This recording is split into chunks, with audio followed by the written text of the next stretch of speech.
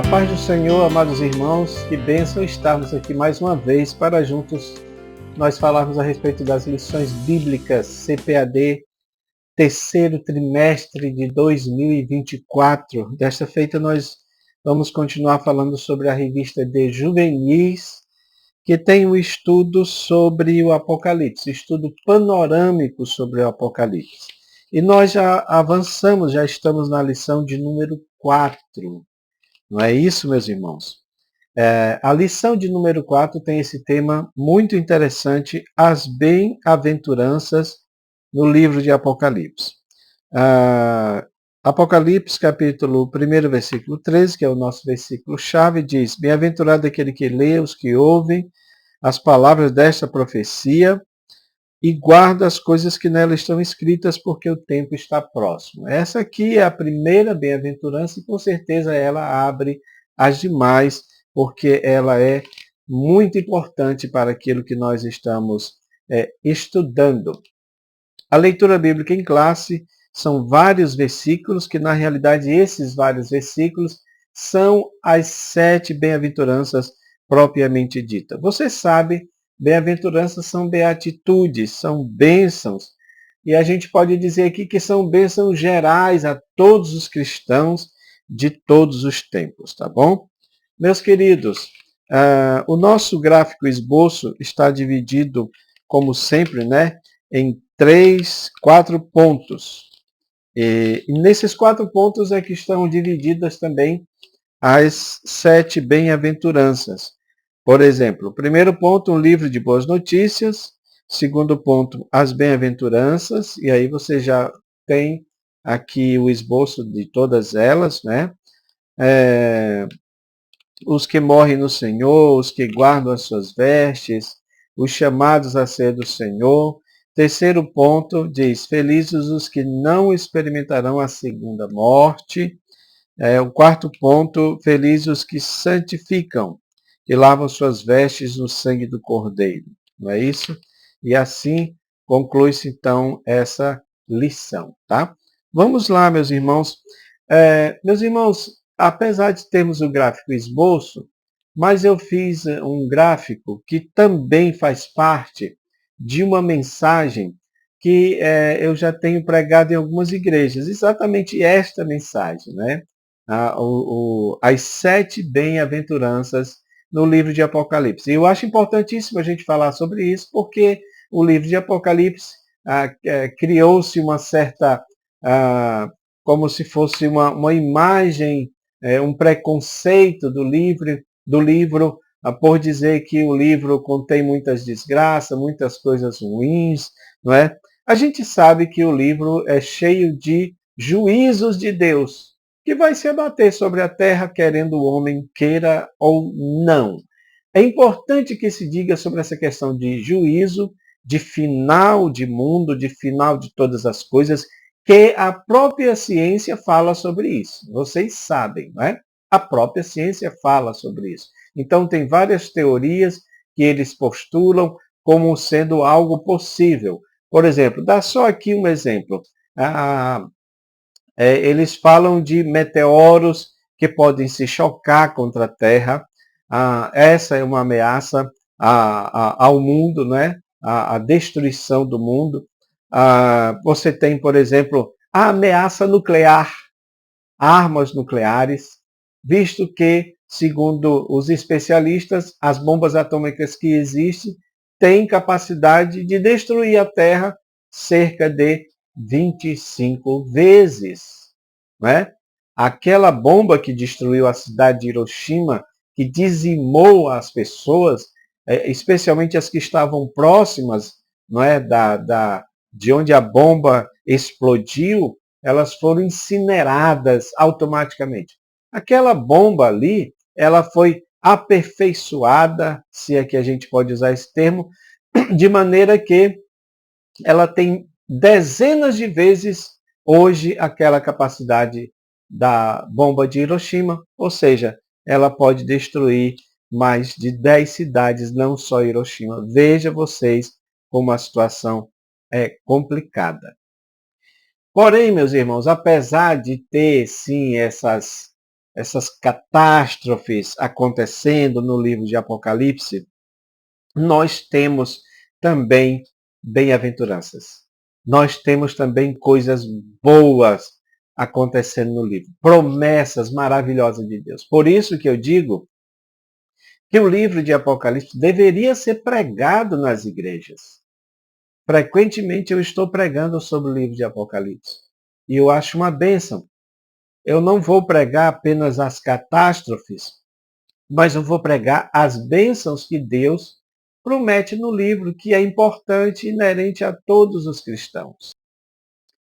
Então, no nosso ponto primeiro aqui, fala sobre um livro de boas notícias. Sim, o Apocalipse é um livro evangélico, no sentido real da palavra, porque ele transmite as boas novas do Evangelho. Afinal de contas, meus irmãos, a gente precisa entender que todas as coisas estão rumando, estão indo na direção da conclusão, do final de tudo.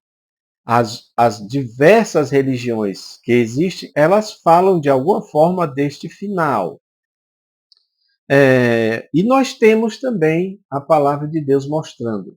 Mas é um evangelho, é uma boa nova, porque tem coisas boas aqui, apesar das catástrofes e tudo que vai estar acontecendo aqui, tá bom?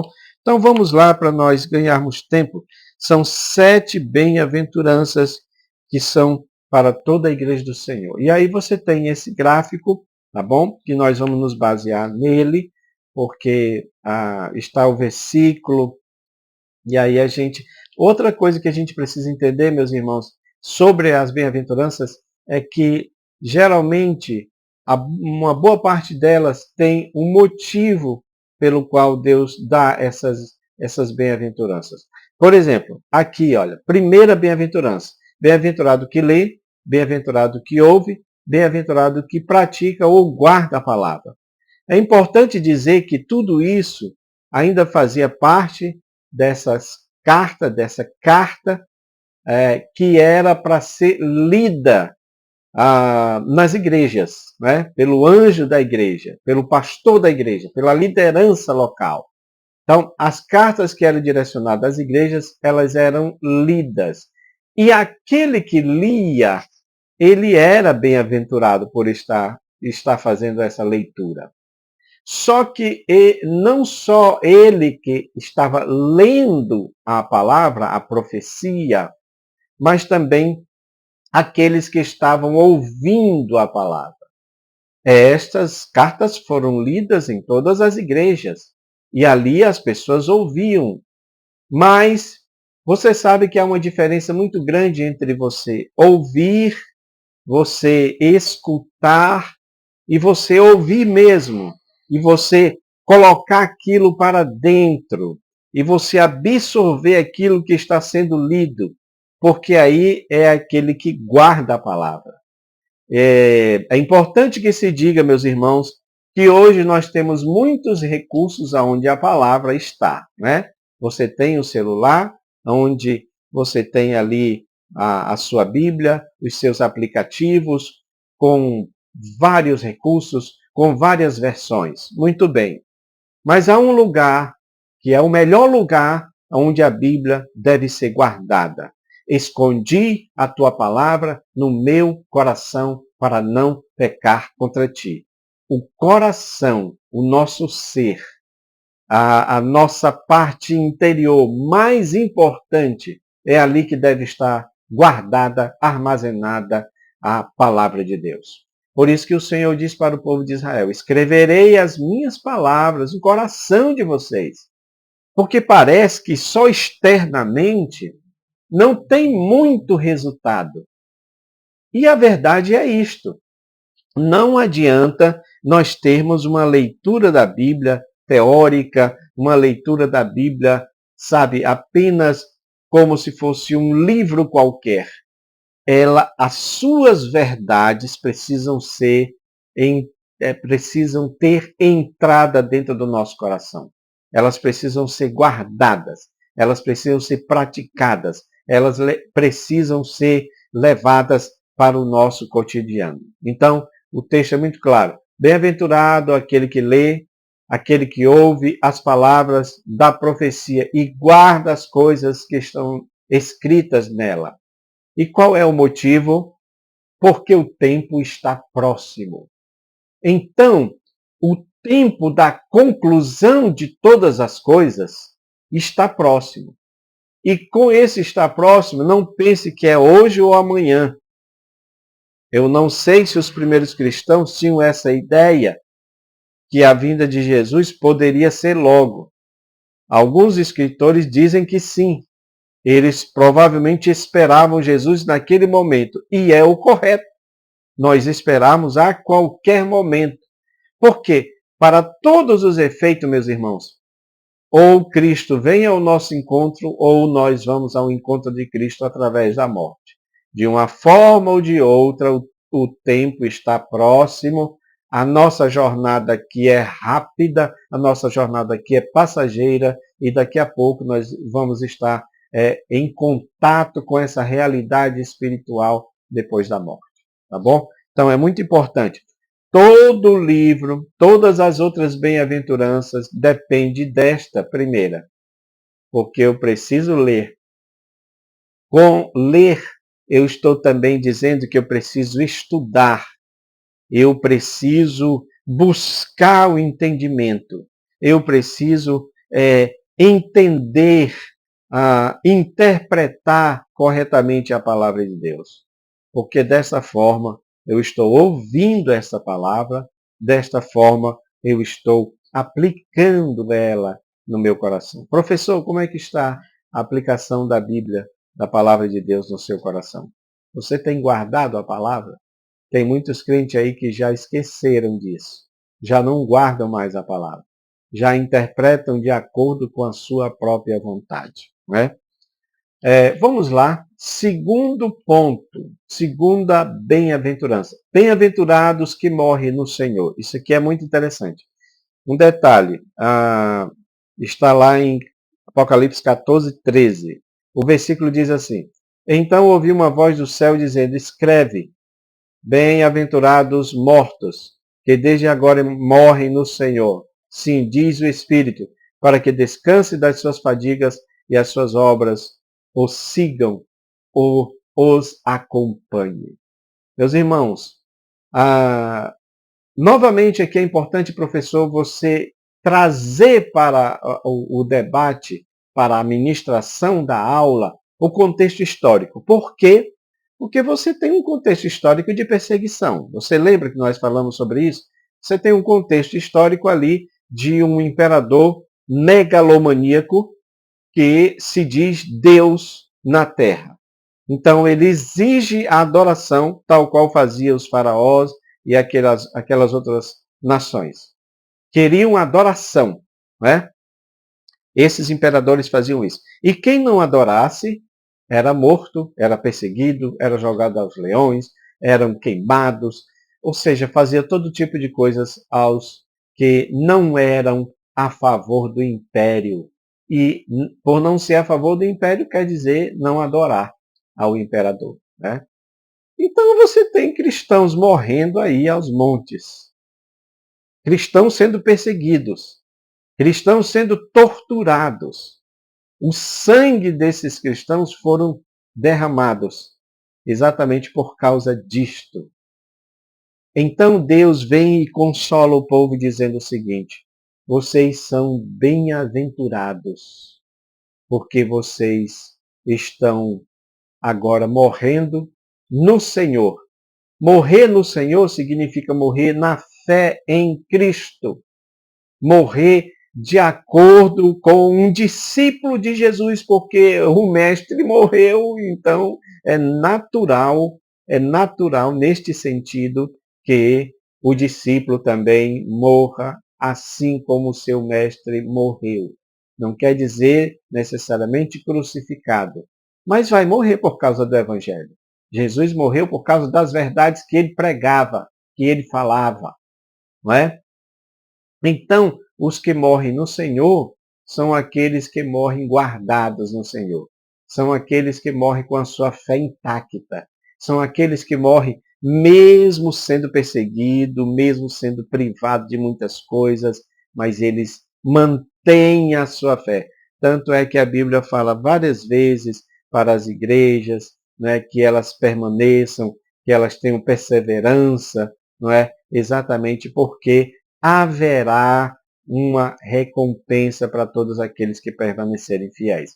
E aqui diz o seguinte, olha, aqui também essa expressão, meus irmãos, tem a ver com esse contexto histórico. Porque ele diz aqui, olha, para que descanse das suas fadigas.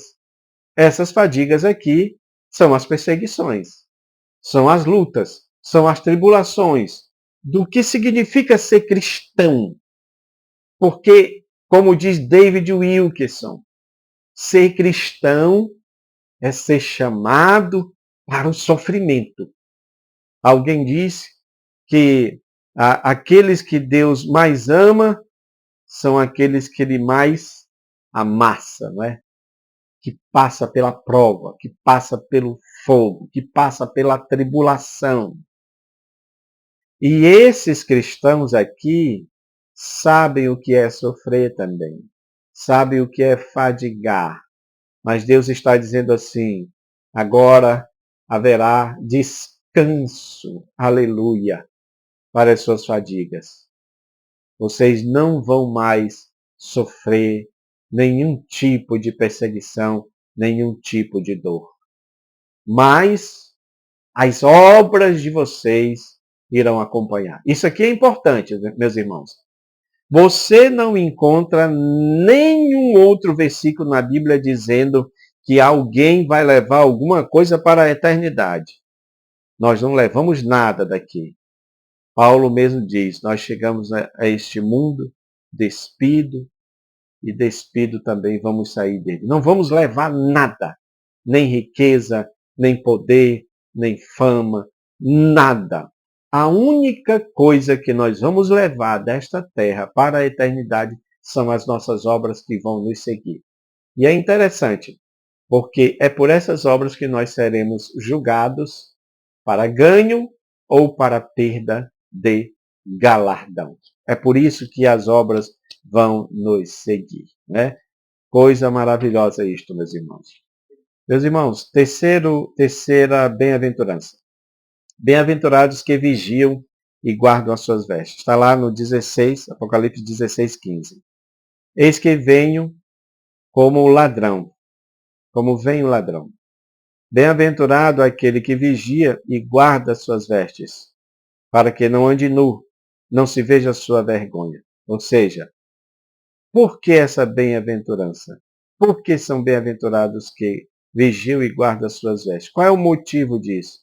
Para que eles não andem nu, para que não se vejam as suas vergonhas, e porque o Senhor vem como ladrão de noite.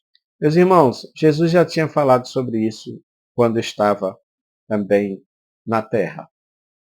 O ladrão, quando ele vem à noite, ele não avisa que vem. Ele não diz que vem. Ele não manda um comunicado dizendo que vem.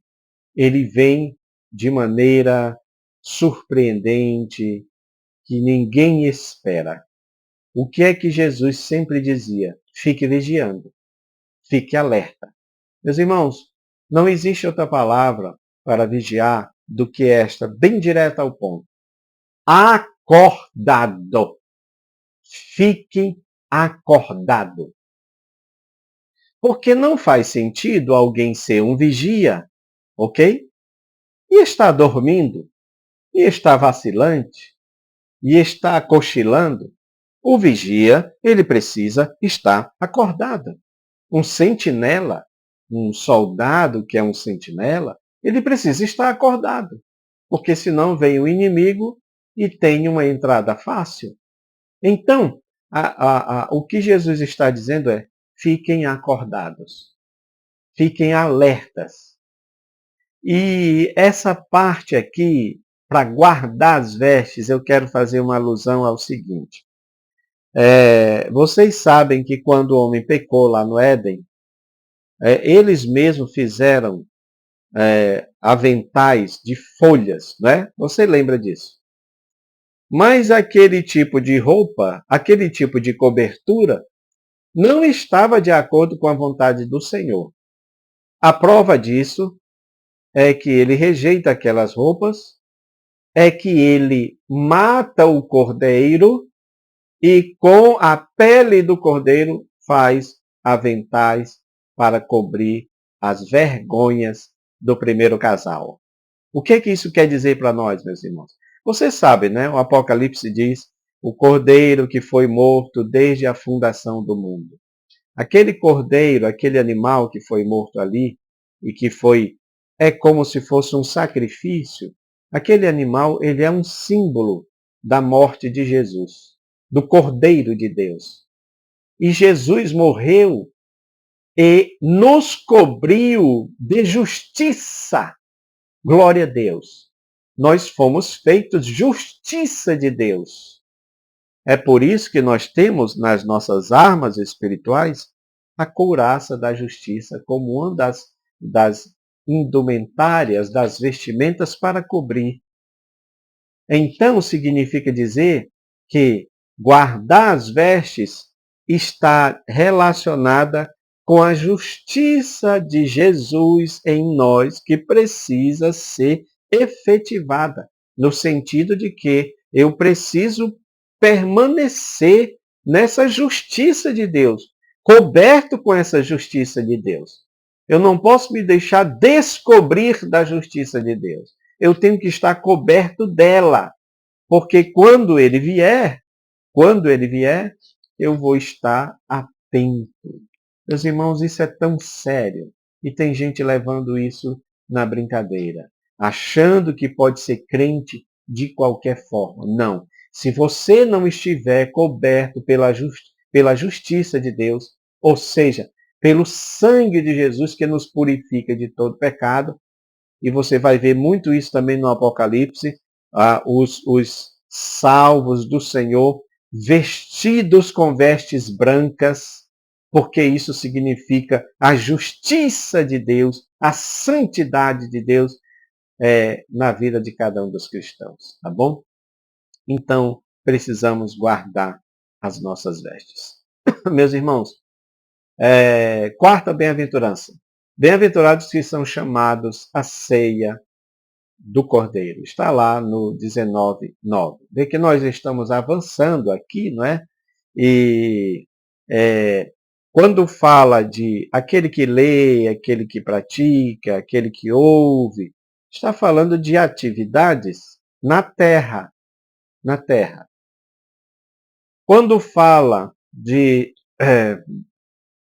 vigiar, guardar as vestes, já é um preparatório para a volta do Senhor, ou mesmo para o nosso encontro do Senhor através da morte. Daí você tem, por exemplo, bem-aventurados aqueles que dormem no Senhor, que morrem no Senhor. Aí nós já estamos passando para uma outra realidade, que é a realidade espiritual. Quando nós chegamos aqui na quarta bem-aventurança, você já percebe que há um evento acontecendo na eternidade. Até então, agora, tudo está acontecendo aqui na Terra. Mas os que são chamados à ceia do Cordeiro já é na eternidade. Porque aqueles que são chamados para esta ceia, na verdade, esta ceia é uma grande festa, é um grande congraçamento de todos os salvos, de todos os redimidos. Meus irmãos, esta ceia, aleluia, é a promessa de Jesus aos discípulos que deveria ser lembrada toda vez que a gente estivesse ceando. Porque ele diz, eu não vou mais cear com vocês, até que nós venhamos a cear junto no reino de meu Pai. Foi promessa do Senhor. Uma outra bem-aventurança aqui que é muito importante tem a ver também com essa questão da eternidade. Em Apocalipse 20 capítulo 20, versículo 6 diz: Bem-aventurados que são chamados a primeira ressurreição. Bem-aventurado e santo é aquele que tem parte na primeira ressurreição. Sobre esses, a segunda morte não tem autoridade. Pelo contrário, serão sacerdotes de Deus e de Cristo e reinarão com ele os 1000 anos. Ou seja, é muito importante essa bem-aventurança. A Bíblia sempre falou de duas ressurreições. Daniel mesmo, lá no capítulo 12, fala disso. Uns ressuscitarão para a vida eterna, outros para a vergonha e desprezo eterno. Então haverá duas ressurreições. É importante que se diga que essas ressurreições, elas não acontecerão ao mesmo tempo. A primeira ressurreição, quando ela acontecer, é apenas de salvos, é apenas de redimidos, é apenas a ressurreição daqueles que foram alcançados pelo Senhor, que tem o seu nome escrito no livro da vida, sabe, que tiveram suas vestiduras lavadas pelo sangue do Cordeiro. Essa é a primeira ressurreição. Essa é a primeira ressurreição. A segunda ressurreição é a ressurreição dos ímpios. É aqueles que ressuscitarão para vergonha eterna, meus irmãos. Então, por isso que é bem-aventurado os que fazem parte da primeira ressurreição. Meus irmãos, é importante que lembre que essa primeira ressurreição é um período também onde haverá essa ressurreição dos santos do Senhor, ok? Mas a segunda ressurreição já é aquela ressurreição para participar do trono branco, tá bom? E para daí serem levados, lançados ao inferno, meus irmãos. Eu sei que alguém faz sempre essa pergunta para mim quando nós estamos ministrando. Por que as pessoas vão ressuscitar para participar do trono branco e depois ser lançadas no lago de fogo se elas já estão no inferno? Exatamente porque precisa se cumprir a palavra de Deus. Depois da morte segue-se o juízo. Haverá o julgamento. Então a pessoa é lançada no inferno, mas ela não passou pelo julgamento. O julgamento do trono branco será no final, para que todos tenham ideia do porquê que foram rejeitados pelo Senhor, do porquê que foram lançados no lago de fogo, tá? Então é importante nós sabermos disso. Precisamos ter isso em mente, meus irmãos, participar da primeira ressurreição. Olha, sexta bem-aventurança. Bem-aventurados que guardam a profecia desse livro. Apocalipse 22, 7. Eis que venho sem demora. Bem-aventurado aquele que guarda as palavras da profecia desse livro. De novo, por quê? Qual o motivo? Porque o tempo está próximo. Meus irmãos, falei para vocês que Apocalipse é mais ou menos 95% de profecia bíblica. A profecia bíblica prediz o futuro. A profecia bíblica desvenda o que está oculto aos nossos olhos. Então, se você parar para pensar, o que está no Apocalipse é aquilo que vai acontecer. É o futuro sendo descortinado. Por isso que é errado nós temos esse preconceito contra o livro. Muito pelo contrário. Nós precisamos ler. Nós precisamos entender. Nós precisamos buscar o entendimento. Tem muitas coisas difíceis, pontos difíceis, que os estudiosos não concordam em si, mas tem muita coisa que todos eles concordam e a gente precisa andar por este caminho para o entendimento do livro, para o entendimento da profecia. Meus irmãos, eu considero toda a Bíblia importantíssima. Mas se eu puder dizer que a profecia ela tem uma importância fundamental, eu diria que sim. Por quê? Porque, e eu falo isso, tá, irmãos, com segurança. Eu falo isso, por exemplo, como um pensamento evangelístico. Porque, às vezes, as pessoas desacreditam da Bíblia. É verdade. Mas elas não podem desacreditar da profecia bíblica. E é pela profecia bíblica que elas devem acreditar em todo o resto. E por que isso? Porque quem falou é fiel. Quem prometeu é fiel. Quem disse que iria acontecer é poderoso para fazer acontecer. As coisas que em breve hão de acontecer foram ditas pelo Senhor, está escrita no livro, vão acontecer porque é palavra do Senhor, é profecia do Senhor, e ele mesmo diz, eu zelo com a minha palavra para cumprir. A palavra que sair da minha boca não voltará para mim vazia. Então, quando Deus diz, olha, escreve essas palavras, porque essa escrita era uma forma de gravar, era uma forma de registrar, para que ninguém depois tenha algum tipo de subterfúgio para dizer, não, eu não ouvi falar, ninguém me disse isso. Hoje o evangelho está sendo pregado, a profecia bíblica está sendo pregado, mesmo que pouco, porque a verdade é que, por mim, os pregadores todos deveriam pelo menos tirar algum tempo da sua agenda para pregar profecia bíblica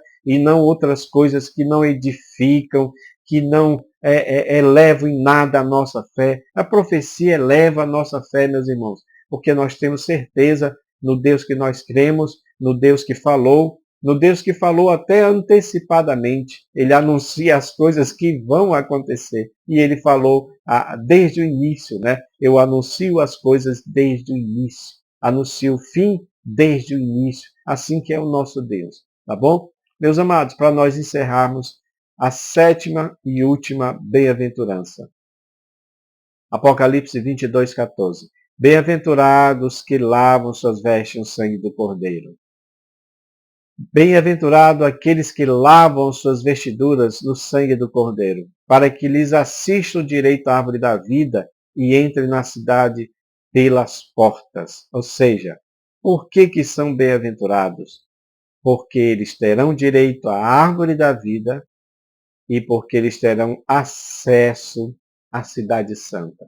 Meus irmãos, nós estudamos no trimestre passado, na lição de adultos, o nosso alvo é o céu. O nosso alvo é a eternidade. O nosso alvo é a cidade santa. Glória a Deus. Aquela cidade que Jesus prometeu. Não se turbe o vosso coração. Crede em Deus, crede também em mim. Na casa de meu pai há muitas moradas. Se não fosse assim, eu teria dito, vou preparar-vos lugar. E quando eu for e vos preparar lugar, virei outra vez e vos levarei para mim mesmo, para que onde eu estiver, vocês estejam também. No Apocalipse 22, 21, você vê a cidade santa descendo, a Nova Jerusalém. Nós temos uma pregação só, um estudo só sobre isso. A cidade santa descendo, ou seja, Deus implantando o seu reino nessa terra através dessa cidade, meus irmãos. Agora, é preciso a gente entender uma coisa, que o Senhor vai nos dar acesso a esta cidade, e é nesta cidade, lá nesta cidade, muito provavelmente ali na praça, onde corre o rio da água da vida, que você tem, por exemplo, a árvore da vida, que é importantíssimo. Sobre este ponto, meus irmãos, eu quero falar uma coisa aqui importante. Atenção, professores, atenção para isso aqui. O nosso comentarista, ele faz aqui um comentário que, a meu ver, meus irmãos, não está correto. Me parece que foi um erro de digitação, alguma coisa assim, tá? Ele diz aqui, olha, a Bíblia nos mostra que antes da queda no Jardim do Éden, o homem tinha acesso à árvore da vida, ainda que dela não pudesse comer, tá? E para isso ele mostra Gênesis 2, 16, 17. Quando você vai ler esse Gênesis 2, 16, 17, está falando da árvore do conhecimento do bem e do mal.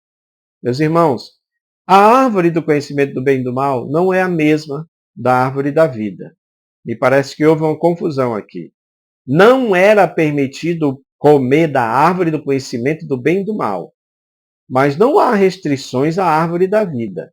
Mesmo porque, como você sabe, nós não fomos criados imortais. Porque se fosse assim, a gente não morreria de jeito nenhum. Mesmo que pecasse, a gente não morreria. Tá?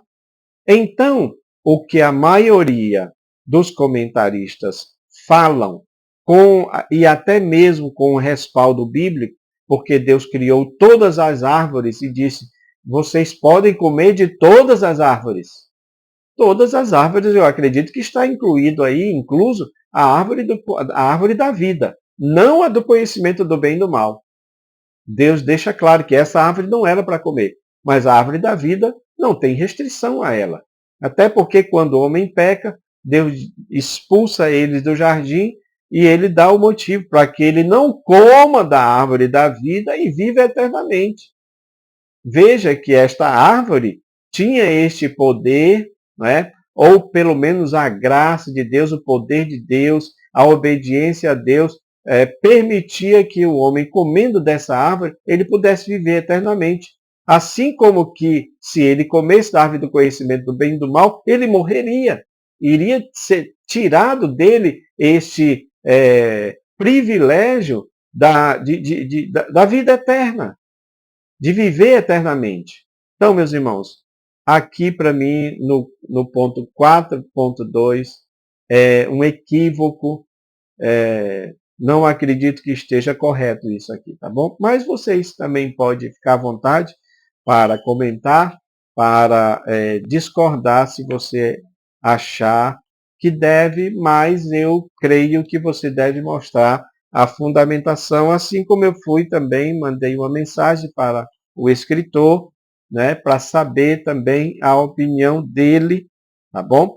Mas eu pesquisei vários autores, comentaristas de renome, né, e a maioria deles tem esse mesmo pensamento nosso, que o homem poderia sim comer da árvore da vida. Meus irmãos, Deus abençoe a vida de cada um de vocês, tá bom? Comente aí, deixe o seu comentário, tá? E compartilhe esse vídeo. Deus abençoe em nome de Jesus. Amém.